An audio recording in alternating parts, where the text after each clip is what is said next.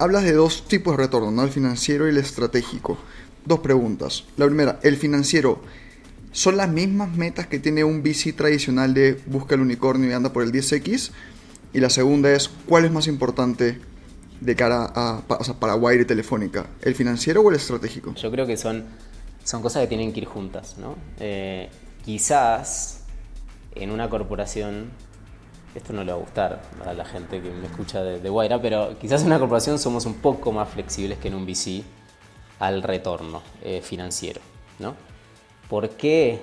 Porque no tenemos el LP que nos presiona para generar un retorno en un tiempo determinado. Ahora, en la parte de la ganancia estratégica en la innovación, pensemos en una corporación grande como Telefónica, como Movistar. ¿Son competencias, son complementos, no tienen nada que ver entre un CVC y un equipo de innovación interna? ¿Cuál es la dinámica? CVC es una forma con inversión en startups de hacer innovación abierta. Y cuando lo comparamos con la innovación interna, para mí no hay mejores ni peores, ¿no? Y ahí respondiendo a tu pregunta, nosotros en el caso de Movistar tenemos departamentos de innovación y lo trabajamos en conjunto. De hecho hay un hub de innovación que se ha creado en los últimos años y nosotros somos los principales aliados de ese hub de innovación. Hola, soy Alexander Mayor y te doy la bienvenida a un nuevo episodio de Caminantes Podcast. Un espacio en el que converso con las mentes más brillantes sobre negocios y crecimiento personal. Mi objetivo es que puedas llevarte consejos prácticos para que alcances las metas que te propongas. Ayúdame a llevar el mensaje de los caminantes a más personas. Suscríbete en YouTube, síguenos en Spotify y comparte este episodio. Hoy conversamos con Agustín Rotondo, Managing Director de Wayra Hispanoamérica, uno de los corporate VCs más importantes y exitosos de la región. Conversamos de las principales diferencias entre un corporate VC y un venture capital tradicional, cuál es la motivación que puede tener una corporación para crear un vehículo de inversión en innovación abierta, cómo se complementan los corporate VCs y los equipos de innovación interna, qué tipo de emprendedores pueden aprovechar mucho más el tener a un corporativo como inversionista y cuáles son las habilidades clave necesarias para ser un emprendedor y un fund manager exitoso. Si eres emprendedor, inversionista o trabajas en una corporación que busca innovar, este episodio es para ti. Agustín, bienvenido a Caminantes Podcast. Qué gusto tenerte como invitado. Buenas a todos, buenas Alex. Al contrario, un gusto estar acá, gracias por la invitación. Contento de tener esta conversación, sé que vamos a aprender muchísimo de tu camino. Eres Managing Director de Wayra Hispanoamérica y personalmente siempre le tengo un cariño especial a Wayra. Recuerdo como emprendedor en Perú hace ya más de 10 años haber ido a una charla que se dio en los espacios de las oficinas de Wayra y decir, algún día estaré trabajando en esas oficinas porque me parecían increíbles. Sé que fueron parte y son parte clave del desarrollo del ecosistema en Perú. Y bueno, hoy tengo la suerte que serán nuestros inversionistas en Fitco, así que te agradezco por tu tiempo y por los aprendizajes que nos vamos a llevar a esta conversación. Muchas gracias, Alex. Gracias por esas palabras. La verdad que la historia de Wayra es una historia que me llena de orgullo, aunque yo soy parte de un capitulito, ¿no? Me excede en todo sentido, así que hablo en primera persona, pero sabiendo que nació antes de que yo esté y que va a perdurar también después de que yo esté. Pero sí es una muy bonita historia de una compañía que se metió en un tema donde nadie se metía hace casi 15 años y que en el camino generó mucho ecosistema, ¿no? Entonces, sí, son felicitaciones que no me puedo atribuir del todo, pero que es muy grato. Sí. Total, ¿no? Y aparte tienes una experiencia increíble porque tienes más de 10 años en el corporativo de Telefónica antes de estar en Wayra y luego fuiste escalando hasta desde Argentina, luego 3 países de Latinoamérica, a hoy ser Managing Director de todo Hispanoamérica. Y adicional ha habido una transformación en Wayra, ¿no? De aceleradora hoy a un CVC o un Corporate VC. Y es justamente lo que nos gustaría entender en esta conversación. Entonces, para quienes no están tan familiarizados con el término, no sé si nos puedes explicar qué es un CVC. Bien, CVC o Corporate VC son las siglas a un Venture Capital que viene o que está inmerso dentro de un corporativo, ¿no? Entonces, un Venture Capital diferente al resto porque, a ver, ¿cuál es el Venture Capital tradicional? Es un fondo gestionado por unos gestores que se llaman GPs, pero que el dinero no es de ellos en su gran mayoría. Ellos ponen un pequeño ticket como para mostrar skin in the game, pero el dinero es de otros LPs, que se llaman Limited Partners, que son los que ponen el dinero y exigen un retorno a una cantidad de años determinada, ¿no? Para esos LPs, la inversión en VC es una inversión estrictamente financiera, ¿no? Ujú. La dinámica del corporate VC es distinta. Es una corporación que con recursos propios, o sea, los LPs ya no existen, sino que es un único LP, que es la misma corporación, decide aventurarse a este mundo de inversión en capital de riesgo, ¿no? Y eso tiene diferentes formas de ser realizado, diferentes betas. Nosotros lo hacemos de una forma muy particular, que bueno, como bien dijiste, fue fruto de un aprendizaje, de una transformación. Pero si querés aprovecho y cuento brevemente cómo fue la historia de Wayra. Primero empezamos siendo aceleradora. ¿Por qué? Porque en ese contexto, en ese momento, piensen hace 15 años, no había un ecosistema emprendedor en LATAM tan fuerte, ¿no? Entonces hay que generar las bases para que eso suceda. Si vos te ponías a invertir en estadios más late o más maduros, no ibas a encontrar nada porque faltaban las bases. Entonces ahí Wayra se metió en modo aceleradora a invertir en esos estadios iniciales. El tiempo fue pasando y después nos fuimos dando cuenta que el principal valor que podíamos agregar como corporate VC no era tanto acelerar o poner pequeños tickets a muchas compañías y ayudarlos a escalar, sino darles la posibilidad de generar negocios con el grupo Telefónica, ¿no? Y para que eso sucediera, las compañías que invirtiéramos tenían que ser un poco más maduras. Entonces ahí fue como una evolución natural de un primer modelo de aceleración, donde había que crear ecosistema, y por eso empezamos a invertir en compañías que estaban recién comenzando, con apoyos típicos de aceleración, mentoreo, en todo tipo de temas, no sé, apalancar sus skills en desarrollo comercial, o en temas legales, o en temas técnicos, bueno, variedad de temas, a hacer un foco en compañías más grandes, con una específica meta de que generen negocio con Telefónica Movistar. Y así fue nuestra transición. Y con esto lo que también te ejemplifico un poco es que hay muchas formas de hacer corporate VC, ¿no? Cada corporativo, dependiendo su estrategia, elegirá en una variedad de opciones, ¿no? Y básicamente hay dos grandes fuentes de retorno para los corporativos que invertimos en startups, que es un retorno financiero, como cualquier fondo de venture capital, es decir, invertir en una compañía que después, 5 años después, puedas vender por 100 veces su valor, ojalá, esas son las excepciones. Pero por otro lado, el retorno estratégico, ¿no? Que es generar algo que beneficie a la compañía y que beneficie a la startup.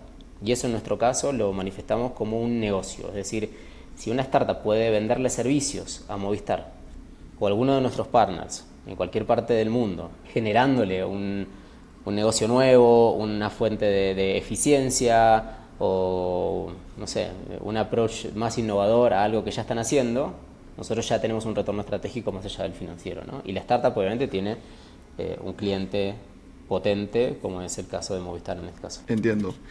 Tengo un comentario antes de ir a la siguiente pregunta. Es bien curioso porque justo hace un par de episodios tuve la oportunidad de conversar con René Lomelí de 500, ¿no? Y también ellos hicieron... No, un crack, René. Y también tuvieron una evolución, no es similar, pero también empiezan como aceleradora y luego se van especializando. Entonces, parece un patrón en el ecosistema de cuando no había ecosistema como tal, nacen las aceleradoras, pero luego los fondos se van especializando, ¿no? Que bueno, son los fondos especializados que vemos también en Estados Unidos. Ahora, hablas de dos opciones, dos tipos de retorno, ¿no? El financiero y el estratégico. Dos preguntas. La primera, el financiero, ¿son las mismas metas que tiene un VC tradicional de busca el unicornio y anda por el 10X? Y la segunda es, ¿cuál es más importante de cara para Wayra y Telefónica? ¿El financiero o el estratégico? Esa segunda pregunta es difícil, es muy opinable. Pero empiezo por la segunda. Yo creo que son cosas que tienen que ir juntas, ¿no? Quizás en una corporación, esto no le va a gustar a la gente que me escucha de Wayra, pero quizás en una corporación somos un poco más flexibles que en un VC al retorno financiero, ¿no? ¿Por qué? Porque no tenemos el LP que nos presiona para generar un retorno en un tiempo determinado, ¿no? Entonces, el LP de un fondo tradicional quiere que a los 7 años vos le pagues su dinero. Nosotros tenemos más flexibilidad, ¿no? Entonces podemos, sobre todo en términos de tiempo, ser un poco más flexibles con el emprendedor, que también es un valor agregado que tenemos los corporativos cuando invertimos, a la hora de invertir. Pero no podemos perder plata. O sea, no hay nada estratégico en perder plata. El otro día decían esa frase en un panel en el que estuve, no me acuerdo quién era, creo que era Patrick de FEMSA Ventures, que decía eso. Me parecía espectacular, me parecía muy bueno. Y justamente, si vos decís que tenés un retorno estratégico, pero estás perdiendo plata, nada, no es estratégico perder plata. Qué buena frase. Entonces, de mínima, hay que ganar plata, y tiene que ser ganar plata a un ritmo comparable con otras oportunidades de inversión del mercado. Entonces terminás cayendo en el mismo bucket que cualquier otra inversión, compitiendo contra, no sé, el rendimiento que te puede dar un grupo de acciones en el Nasdaq, o el rendimiento que te puede dar un bono. Hoy los bonos están, qué sé yo, 7%. No, están pagando bastante. Sí, entonces de cara a eso tenés que tener una rentabilidad mínima, un retorno financiero mínimo que te haga competitivo con otras, porque si no perdés plata. Y perder plata no quiere decir tener un retorno positivo, quiere decir que tu retorno sea positivo versus lo que hubieras invertido, tu costo de oportunidad, digamos, ¿no? Entonces ahí está el mínimo. Y después vos me preguntabas sobre cómo lo medimos. Lo medimos igual que un VC, ¿no? O sea, nosotros medimos un indicador que se llama TVPI, que es cuánto se revaloriza tu portafolio.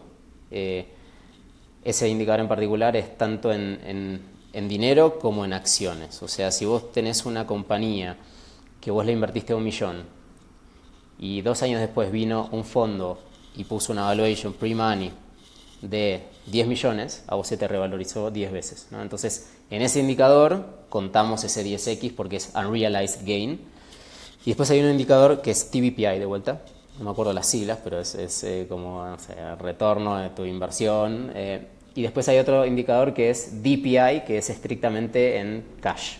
Cuánto de tu dinero invertido estás obteniendo sacar en cash, que ese es el más ácido. Se supone que los dos convergen después, porque cuando vos tenés un indicador de ganancia no realizada, que está en acciones, algún día alguien lo va a terminar comprando y se va a canalizar y va a ser un exit. Entonces ahí el DPI y el TVPI se van a juntar. Pero obviamente la teoría es una cosa y la práctica es otra, y no siempre sucede, ¿no? Tal cual. O sea, es como los conceptos de solvencia y liquidez, si lo entiendo bien. Exactamente, sí, totalmente. Ok. Ahora, me queda claro, digamos, en la parte financiera, mencionas el costo-oportunidad, ¿no? Tenemos que ser mejor que un bono, que acciones en Nasdaq, S&P, etc. Ahora, en la parte de la ganancia estratégica, en la innovación, pensemos en una corporación grande como Telefónica, como Movistar. ¿Son competencias, son complementos, no tienen nada que ver entre un CVC y un equipo de innovación interna? ¿Cuál es la dinámica? Buena pregunta también. El CVC es una forma de hacer lo que llamamos innovación abierta, ¿no? CVC es una forma con inversión en startups de hacer innovación abierta. Pero la innovación abierta es un concepto mucho más amplio que habla de lo que vos decías. Habla de los corporativos no solamente tienen que innovar con departamentos internos y con gente propia, que está buenísimo, sobre todo para algunas industrias. Imagínate Pharma no puede depender mucho de la innovación abierta para desarrollar los medicamentos, pues son temas muy, muy propios de esa industria. Pero sí, y en muchas industrias es mucho más relevante que el interno, te puedes apalancar en cosas que suceden fuera de la corporación para innovar más rápido, ¿no? Y eso es lo que se llama innovación abierta, andar mirando lo que sucede afuera de la corporación. Y ahí está el rol protagónico que juegan las startups, porque las startups son compañías que desde su origen, desde su nacimiento, tienen un ADN innovador.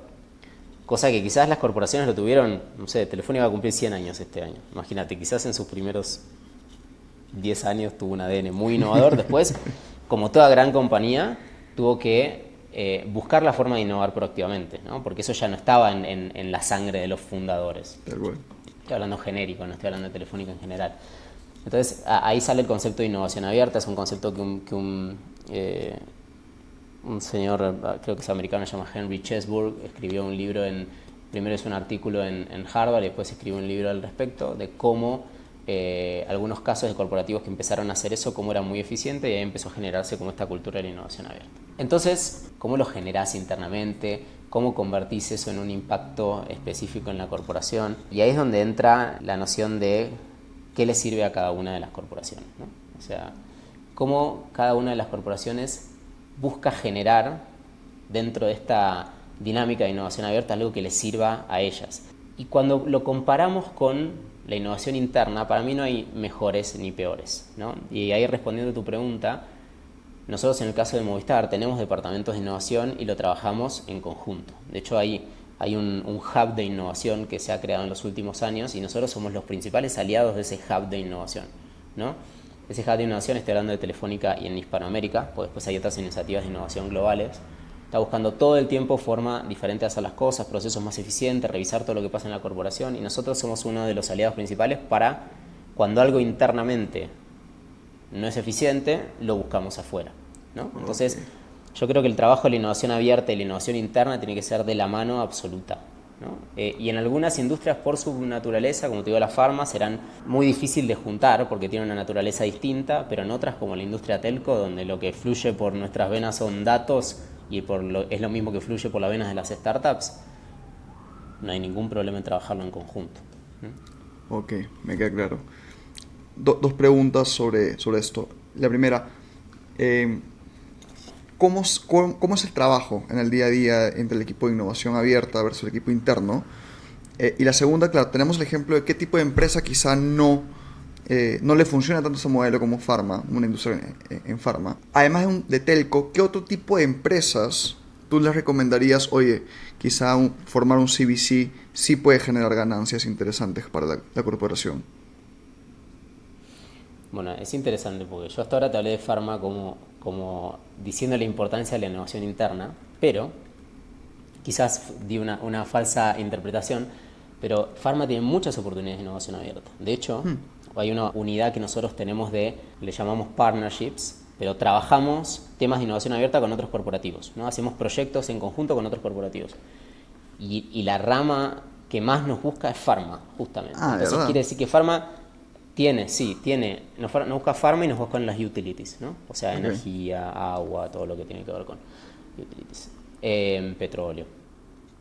Bueno, Pharma tiene una beta de innovación interna muy muy grande, pero también tiene una necesidad de innovación abierta gigante, porque cuando vos hablas del go-to-market de tus medicamentos, cuando vos hablas de cómo te relacionás con las clínicas en ese B2B2C para llegar a tu cliente final, ahí la innovación abierta hay mucha tecnología e innovación que tiene para aportar, ¿no? Entonces, Pharma, que es un segmento, una industria muy innovadora de por sí, los tiene, no sé si separados, pero tiene una innovación interna muy muy propia, pero también está dándose cuenta que hay oportunidades de innovación abierta gigantes, ¿no? Entonces, Pharma es una que sí, que vemos por la práctica, empíricamente, que está buscando todo el tiempo innovar. Y después lo que te decía de las utilities, yo creo que en general, y esto lo vivimos en carne propia desde Telefónica, todas las empresas que son muy fáciles de disrumpir por la tecnología y de convertirse en commodities y de agregar cada vez menos valor, tienen en la innovación abierta un gran aliado, ¿no? Piensen en utilities, telefónicas, bancos, empresas tradicionales, no sé, todo el segmento agro o el segmento de la construcción. Son empresas que naturalmente están acostumbradas a tener un tipo de negocio determinado con unas barreras de entrada gigantes y que nadie se les meta. Ahora, eso en los últimos 10 años ha empezado a cambiar de manera rapidísima, ¿no? Entonces, todas esas industrias que te dije tienen algún par tecnológico que está quizás sin la estructura, sin ese core tan trascendente como puede ser en el caso de las energéticas, tener una matriz de generación de energía, o en el caso de las petroleras tener todo lo que son los pozos y el tratamiento, pero con un approach tecnológico poner en riesgo gran parte de su negocio, ¿no? Y eso nosotros lo vivimos en primera persona hace muchos años con el surgimiento de Google, de Facebook, de Netflix. Son todas plataformas que se subieron a nuestra red de datos, digo de todas las telcos, porque las telcos son las que en el 95% del mundo son las que ponen la fibra. Se subieron a esta red de datos y la monetizaron, le sacaron plata, share of wallet a nuestros clientes de una manera mucho más eficiente. Y eso hizo que nuestros clientes empiecen a dedicar parte de su dinero a ellos y no a nosotros. Entonces eso, que sucedió hace 20 años en la industria telco, empezó después a suceder en los bancos, empezó después a suceder en las utilities y va a seguir sucediendo, ¿no?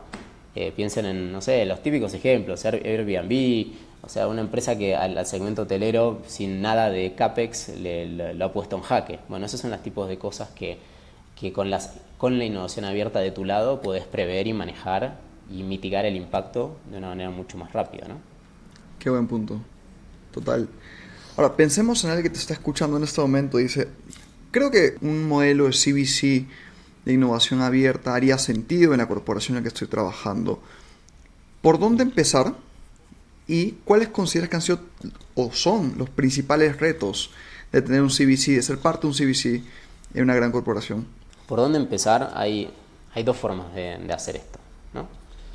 Una es empezando a trabajarlo internamente, ir adquiriendo habilidades internamente y aprendiendo. Lo bueno de eso es que usás recursos internos y que tenés vos el aprendizaje en tu corporación de punta a punta. Lo malo de eso es que es más ineficiente y lleva mucho más tiempo. Eso es lo que hizo Guaira. Quizás más porque no tuvo opción, porque en ese momento no había nadie que pueda aportarnos, o había muy pocos que puedan aportarnos en este crecimiento de lo que era cómo hacer venture capital y cómo hacer innovación abierta. Endeavor era uno de los pocos que estábamos y de hecho trabajamos con Endeavor en nuestros inicios en varios países. Pero después está la otra forma, que es aprovechar el conocimiento de algún tercero de la industria y apalancarse en eso para crecer más rápido. Entonces, las dos opciones son buenas, tienen sus pros y sus contras, depende de la urgencia que tenga la corporación y el grado de relevancia que tenga este proyecto para ellos y la cantidad de recursos que puedan poner para este tipo de proyectos, ¿no? Si me preguntas a mí, si Telefónica la tuviera que volver a hacer, probablemente no lo haría de la misma forma solo, porque no se podría tomar 7 años de aprendizaje, Claro. ¿no? Entonces, hay muchos aliados, nosotros somos uno, que podemos apoyar en ese proceso. Como te decía, trabajamos con una unidad específica de apoyo a partners, pero no somos los únicos, hay un montón y lo importante es que este ecosistema crezca, ¿no? Y después me hiciste otra pregunta que me olvidé.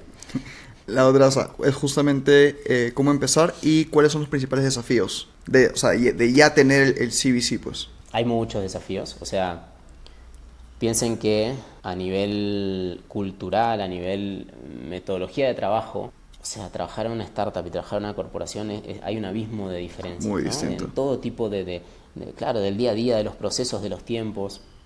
Hay siempre una anécdota que yo cuento, si alguna vez me vieron en un panel seguro me la escucharon porque ya la conté y aburro, pero me parece que es muy divertida, que es cuando en Argentina empezamos a integrar startups a nuestro proceso comercial, que es una idea fantástica, de hecho ahora lo estamos haciendo, que nuestra fuerza comercial de Movistar, de B2B, además de vender servicios de conectividad, cloud y demás, venda servicios de algunas startups nuestras, cobrando una comisión como un canal de reventa, ¿no?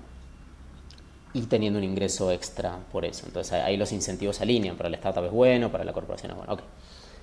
¿Qué pasa? Empezamos a hacer eso y empezaron a haber conversaciones muy utópicas donde la corporación decía, bueno, este producto lo vamos a lanzar en 7 meses. Y la startup decía, pero yo tengo caja para 6, o sea, yo no sé qué va a pasar de acá a mis próximos 6 meses, tengo que levantar una ronda, o sea, yo apuesto a este proyecto para tener caja, para poder... y así con un montón de cosas. Claro, porque Telefónica, o las grandes corporaciones, estamos acostumbradas a tener productos que generan mercado, ¿no? Entonces muchas veces, imagínense con el 4G, con el 5G, los clientes están esperando que nosotros desarrollemos un producto y lo pongamos en el mercado, ¿no? Y eso lleva su tiempo por desarrollo tecnológico y demás. Y bueno, y los equipos comerciales se van alineando en ese sentido con esos tiempos, ¿no? Si tienen 4 meses, porque a nivel tecnológico necesitamos 4 meses para lanzarlo, bueno, lo comercial lo hacemos en 4 meses también. Claro, en el mundo startup eso no va más. Entonces, hay un gran aprendizaje de ambos lados, porque la startup se da cuenta que si quiere venderle a un cliente como es un gigante corporativo, tiene que empezar a entender cómo piensan los grandes corporativos. Y después uno de los mayores aportes que yo le hago al grupo Movistar es contrastarlo contra otra realidad. Entonces, los procesos comerciales de Argentina en ese momento cambiaron. O sea, empezamos a tener una dinámica donde medíamos mucho el tiempo del go-to-market de los productos que metíamos y llegamos a hacerlo, no sé, en un mes. Cosa que era un sueño un año atrás, ¿no? Eso fue también por el gran apoyo que el VP de B2B de Movistar Argentina en ese momento tuvo en esto. Y ahí voy a la otra parte de los desafíos, ¿no? Hay un tema cultural, pero hay un tema de commitment y de apoyo de el C-Level y de los decisores de la corporación, ¿no? Estos proyectos de innovación abierta solo pueden, esto es una idea mía en base a mi experiencia, no soy el dueño de la verdad, pero hasta ahora no lo pude refutar. No pueden sobrevivir si no hay un commitment muy fuerte del CEO o de alguien relevante en la compañía. No necesariamente tiene que ser el CEO, pero sí alguien dentro del C-Level que sea muy relevante y que tenga una conexión clara con el CEO. ¿Por qué? Porque son proyectos largos. O sea, si vos empezás a trabajar hoy en temas de innovación abierta, el repago financiero lo vas a ver en 7 años, porque la dinámica del Venture Capital es así. El repago estratégico también, no sé si lo vas a ver en 7, pero lo vas a ver a partir del segundo o tercer año. Y no lo vas a ver en toda su potencia en el segundo o tercer año. Quizás en su potencia lo vas a ver en su full capacidad, lo vas a ver al año número 7. Pero las corporaciones, tenemos en el medio vaivenes que son muy comunes en las industrias, donde de repente vino una recesión y tus clientes ya no reciben los productos que vos estabas vendiendo, entonces tenés que recortar gastos y acomodar, o de repente se devaluó el tipo de cambio en alguno de los países, entonces vos ibas a importar antenas, pero esas antenas ahora son más caras, entonces tenés que hacer eficiencias. Y si esas eficiencias son cortar la iniciativa de innovación abierta al segundo año, porque no viste resultados, claramente estás tomando una decisión donde no estás contemplando todos los factores, ¿no? Y ahí es cuando el commitment de ese CEO, ese C-Level, donde dice, che, recordemos por qué nos metimos a trabajar con startups. Porque queremos hacer una revisión estratégica de nuestros productos a largo plazo, queremos tener otro posicionamiento, bueno, eso hay que mantenerlo y hay que darle el tiempo a esta iniciativa para que crezca y para que muestre sus frutos, ¿no? Y esa apuesta solamente la puede hacer alguien de poder dentro de la compañía. Es un buen punto. Sobre todo, claro, cuando mencionas que es el único LP, técnicamente, ¿no? Y sí. Ahora, me gustaría entender el rol ya de manejo de portafolio, ¿no? Entiendo que en Wire están invertidos en más de 150 compañías. Antes de entrar a las compañías, en tu experiencia como inversionista de manejar este portafolio, ¿cuál es el error del que más hayas aprendido? Yo creo que hay que ser lo más objetivo que uno pueda. Y cuando uno trabaja con personas y con emprendedores que te venden sus sueños y donde uno muchas veces empatiza, uno de los desafíos mayores es despegar la emoción o la empatía o el cariño, no por la persona, sino por el sueño que está pensando, y pensar estrictamente si esto es un negocio o no es un negocio para el emprendedor y para nosotros si llegamos a entrar como socios, ¿no? Y eso es más fácil decirlo que hacerlo. Total. Es más fácil decirlo que hacerlo. Y eso es uno de los principales aprendizajes. Pero claro, cuando empezás a hacer cosas y después te das cuenta que tus drivers no fueron los correctos y que quizás estabas siendo poco objetivo, te das cuenta que no fue bueno ni para vos ni para el emprendedor, ¿no? Entonces lo mejor que puede recibir un emprendedor es un feedback muy honesto y muy ácido, con buena manera y con buena leche, como decimos en Argentina, con buena actitud, de alguien que tiene cariño a lo que está emprendiendo, pero que no ve ahí la oportunidad que él está viendo, o que la ve como oportunidad, pero es muy fácil replicarla y competirla por cualquiera de otros que están dando vueltas en el mercado y hacerlo de una manera más potente. No sé, esas conversaciones no son fáciles, pero creo que son necesarias, ¿no? ¿Y cuál consideras que es tu mayor acierto? Yo creo que mi mayor acierto es tener un equipo mejor que yo, que me supera y me complementa, ¿no? Entonces, en lo que hace inversión tenemos a Fabricio y a Fran. Después el resto del equipo también, mejor que yo, pero en otras cosas. En inversión tenemos a Fabricio y a Fran, y ellos dos son excelentes en lo que hacen. Entonces, cuando nos sentamos los tres a conversar y a poner en blanco sobre negro lo que hemos visto sobre una compañía, ahí es donde las asimetrías se equiparan un poco, ¿no? Porque yo puedo tener una visión, pero después tengo a ellos dos con una visión muy, muy válida, pero quizás desde otro frente, ¿no? Y los dos son, bueno, Fabri, que tuvo experiencia en Grupo Bolívar, viene con una escuela muy distinta a la nuestra, pero muy valiosa. Y Frank, que trabaja con él también. Los dos son como muy disruptivos y tienen un aporte muy específico y muy particular a la dinámica de inversión. Entonces creo que eso hace que las inversiones que hagamos sean cada vez mejores, ¿no? Entonces creo que sin duda mi mayor acierto fue el equipo. Qué buena. Ahora, justo hablando de equipo, hay una entrevista en la que mencionas que las habilidades interpersonales son clave en esa industria, ¿no? Y se habla, digamos, de lo que se busca en un equipo, o también hablas de los fund managers. Me gustaría hacer la pregunta, pero desde otro lado.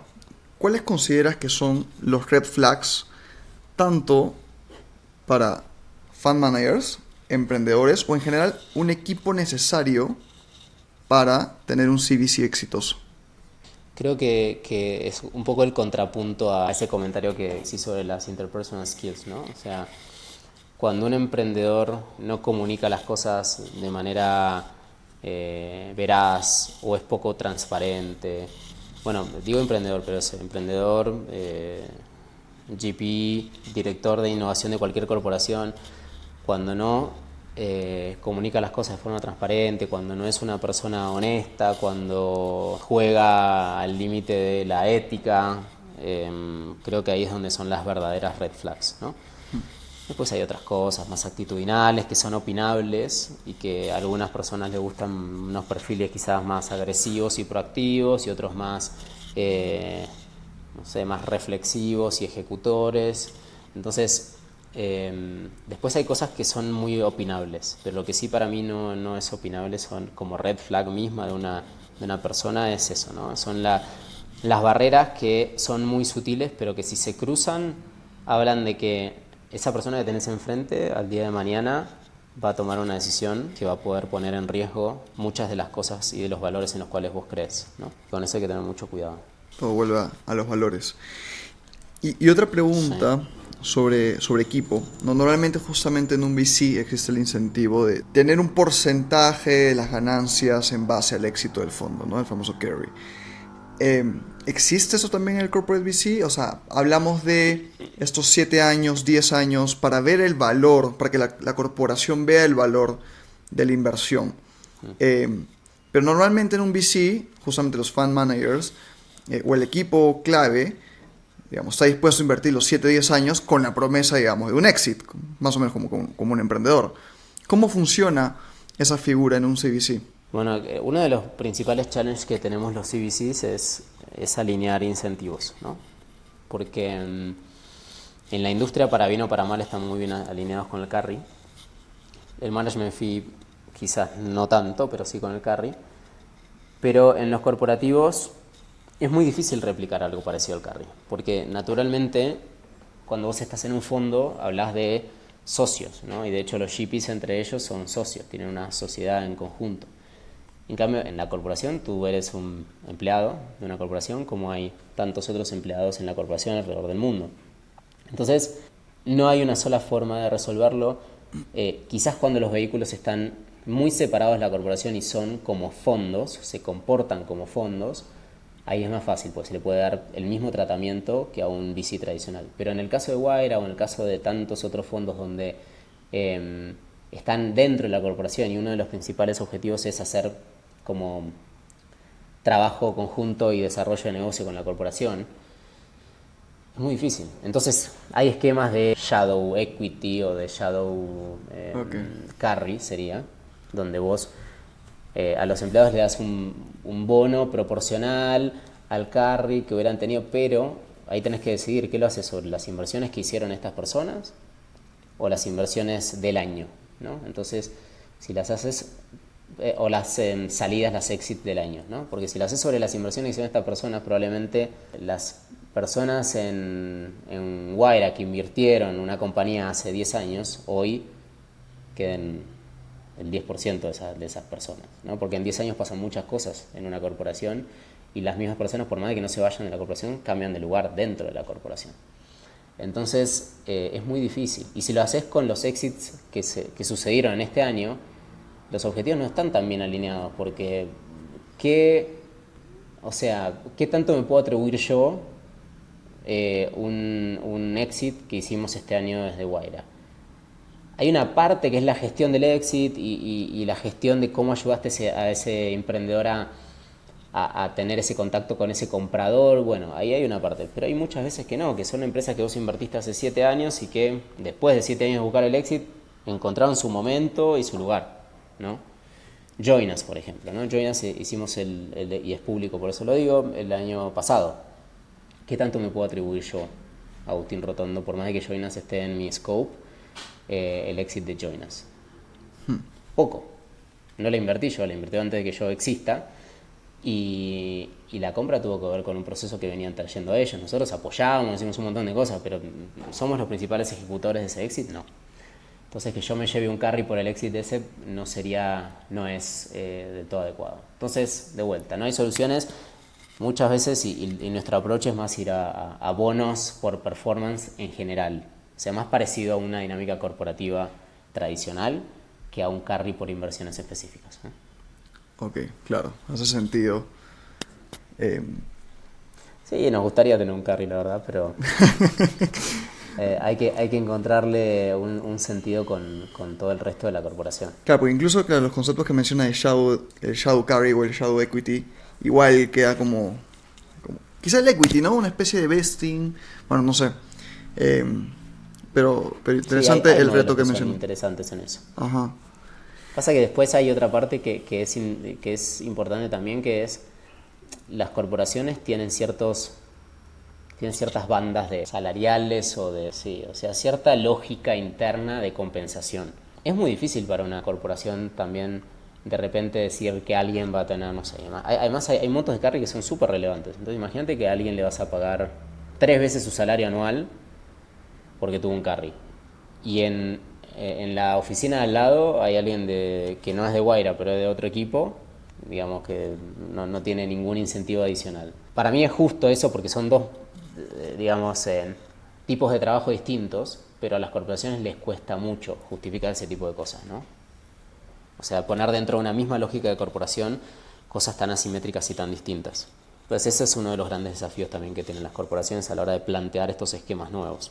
Es un buen punto. Finalmente es parte de la misma empresa, misma cultura, mismos rangos. Makes sense. Sí. Ahora, pregunta sobre la relación entre las empresas del portafolio y Wayra, desde tu experiencia. Ya pensando en el objetivo de crear el mayor valor posible, ¿no? Que la empresa crezca y que haya el mejor retorno para ustedes y el mejor retorno para el emprendedor. 2 preguntas. ¿Cuál es la definición o qué esperas tú que haga un emprendedor en cuanto a la relación con Wayra? ¿Cómo esperas que se comporte para extraer el mayor valor posible o brindar el mayor valor posible? Volviendo a la lógica de cómo invertimos nosotros, quizás no lo dije, nosotros invertimos hasta $350,000. Entonces, nuestra plata nunca es, sobre todo en las series A o mientras más avanzada sea la serie, nunca es lo que hace la diferencia. Sí, obviamente es plata y sirve, pero nuestro principal valor es la generación de negocio. Poder hacer que ese emprendedor genere valor a Movistar y saque valor de Movistar. Y para eso se necesitan unas skills muy, muy particulares, que es gestionar y tener la capacidad de gestionar a las complejidades que tiene un gran corporativo, ¿no? Históricamente a las compañías nuestras que mejor les ha ido en cuanto a fit, obviamente que hay todo tipo de variables, algunas que dependen del emprendedor y de nosotros y otras que no, pero a las que mejor les ha ido en cuanto a fit, que es esto, nosotros le llamamos fit a la generación de negocio entre la startup y Movistar, son las que tienen una noción muy clara de la complejidad que tiene Movistar como cliente y una gestión proactiva de esa complejidad. Estar muy encima de los procesos, de los interlocutores, de las conversaciones, porque cuando se pasan esas barreras, que son muchas, y esto no solamente le pasa a Telefónica, le pasa a todos los corporativos, cuando se pasan todas esas barreras, la oportunidad es gigante. Gigante.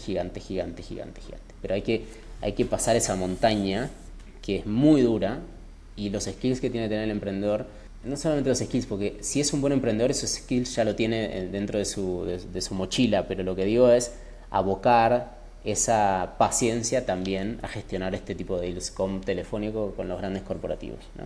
Porque hay muchas veces que la primera impresión es: esta corporación no me estaba prestando atención, no está valorando lo que hago, son muy lentas, tienen procesos eternos, y eso en parte es verdad. Pero después, cuando pasás ese obstáculo, te encontrás con una oportunidad y con un camino muy allanado que hay que llegar ahí, ¿no? Entonces esas son las skills que más valor nos pueden sacar a nosotros. Buenísimo. Bueno, en verdad respondiste a la segunda pregunta, que era qué tipo de emprendedor debería buscarlos, pero lo respondiste. Yeah. Ausen, quiero respetar tu... Yo creo que de vuelta, los buenos emprendedores tienen esa skill ya de por sí, entonces es abocarlas a eso. Porque el emprendedor de por sí, era lo que hablábamos, bueno, interpersonal skills, pero proactividad, gestión de los problemas, o sea, y eso cualquier emprendedor bueno ya lo tiene incorporado. Qué bueno. Es enfocarlo a la necesidad puntual o a la oportunidad, mejor dicho, que te brinda un CVC, no de tener un cliente gigante. Exactamente. Quiero respetar tu tiempo. Mi última pregunta. Ya como industria de CVC, o sea, ¿cuál es, digamos, tu pronóstico, tu visión? ¿Cómo crees que va a evolucionar la figura de CVC, sobre todo en Latinoamérica? Bueno, yo soy un convencido de que esto está recién empezando, ¿no? En 2019, fue prepandemia, entonces estamos de hecho haciendo otro informe ahora que va a salir en los próximos meses para actualizarlo, pero hicimos un informe con el IESE, con esta universidad española, relevando el estado del arte del CVC en América Latina.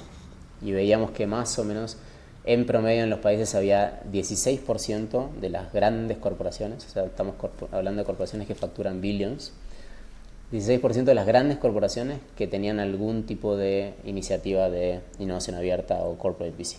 Cuando en el benchmark de Estados Unidos de las empresas del Fortune 100, eso era 75%. Boom. Entonces, un gap gigante. Eso fue en el 2019. Pasó la pandemia, pasaron un montón de cosas. Obviamente que de esas del benchmark también subieron del 75, debe estar por el 90 y pico. Pero lo que estamos viendo es que la adopción del CVC, de la innovación abierta en América Latina, subió muchísimo. Hemos visto muchos corporativos nuevos que se han sumado en los últimos años, de todo tipo de industrias. Muchos nos han venido a buscar a nosotros, entonces también lo sabemos en carne propia, que están empezando a querer entender cómo relacionarse con las startups. Y yo creo, todavía no tenemos los números, pero yo creo que ese porcentaje va a ser mucho más alto en este informe que estamos haciendo. Pero vamos a estar a mitad de camino, ¿no?, de un benchmark como puede ser las empresas de QS. Entonces yo creo que el corporate VC tiene mucho por andar en el mundo, pero particularmente en América Latina. Los corporativos creo que tenemos un protagonismo, o sea, estamos llamados a ser protagonistas uno de los protagonistas del mundo del VC por nuestra naturaleza. O sea, tenemos una herramienta muy potente que le podemos dar a los emprendedores, que es la generación de negocio. Y tenemos por otro lado la necesidad, una necesidad y un apetito gigante por transformarnos y por hacer las cosas de forma distinta. Entonces, ese match es perfecto, ¿no? Y creo que por eso es que cada vez más corporativos se están metiendo y por eso es también que en los últimos años vemos que desde el lado de los founders cambió también mucho la percepción, ¿no? Esto no me lo puedo atribuir, no fue hecha por Wayra, pero había una cultura de que los corporativos buscaban control, buscaban sacar ventaja y que no eran buenos socios, ¿no? Eso nos encontramos mucho, sobre todo en algunos países, con esa lógica. Pero la realidad es totalmente distinta. O sea, no sé, quizás hay algún corporativo que lo siga haciendo así, pero la realidad es que nosotros somos unos aliados muy pacientes, unos aliados muy compañeros, muy founders friendly, que no quiere decir que seamos... ¿cómo lo digo sin usar la palabra que tengo en la cabeza que no la puedo usar? No quiero decir que seamos tontos, ¿no? Yeah. O sea, hay veces que tenemos que ponernos duros en negociar algunas cosas porque no podemos hacer que nos pasen por encima, por más de que seamos super founder friendly, no podemos hacer el rol de tontos, porque este es un juego de riesgos que cuando hay retornos hay que aprovecharlos, siendo justos y éticos. Pero tenemos una dinámica muy distinta a los VCs, ¿no? Y eso creo que los founders lo están empezando a aprovechar y lo estamos viendo en founders que nos buscan cada vez más a corporativos. O sea, quiero tener un corporativo en mi cap table. Eso antes no pasaba, ¿no? Qué buena. Y cada vez va a pasar más. Es cierto, cuando empezábamos el camino en Fitco, no era tan común escuchar frases como la que mencionas de quiero tener un corporativo en mi cap table. Pero bueno, los casos de éxito que se van dando es el flywheel que necesitamos en general en el ecosistema, ¿no? Casos de éxito que también vean, no sé, pienso en Joinax, que Wayra fue parte clave al inicio, con un buen éxito, con unos buenos términos, inevitablemente se va a hablar bien de estos casos si empieza el flywheel y se genera más confianza en el ecosistema. Así que agree contigo de que recién estamos empezando y hay mucho por hacer. Buenísimo, Agustín. Recién comienza en LATAM. Tal cual, mucho por hacer. Oye, nada, te agradezco muchísimo por tu tiempo. He aprendido muchísimo de ti, de esta conversación, y estoy seguro que quienes han escuchado también. Si hay algún emprendedor o algún corporativo que quiera saber más del trabajo de Wayra o quiera contactarte, ¿cuál es la mejor manera? Yo diría que lo más rápido es me contacten por LinkedIn, que todo lo que llega ahí yo lo leo. Buenas. Así que manden un mensaje y ahí lo... También están los correos de Wayra y demás, pero más fácil que me contacten por ahí. Buenazo. Gente, vamos a dejar todo el enlace al perfil de LinkedIn de Agustín en la descripción del episodio para que le puedan escribir. Te deseo lo mejor. Muchas gracias por tu tiempo y que sean los éxitos en Wayra. Gracias. Gracias, Alex, a vos y a toda la comunidad de caminantes. Un abrazo, que estés bien. Gracias por acompañarnos hasta el final. Ayúdame a llevar el mensaje de Agustín a más personas. Suscríbete en YouTube, síguenos en Spotify y comparte este episodio. Si te gusta este tipo de contenido, también te recomiendo suscribirte a nuestro newsletter semanal Compartiendo el Camino. Es un correo corto con consejos prácticos de los caminantes y de mi camino como empresario. Me puedes encontrar en Substack como Alexander Mayor. Te voy a dejar el enlace en la descripción del episodio. Nos vemos la siguiente semana.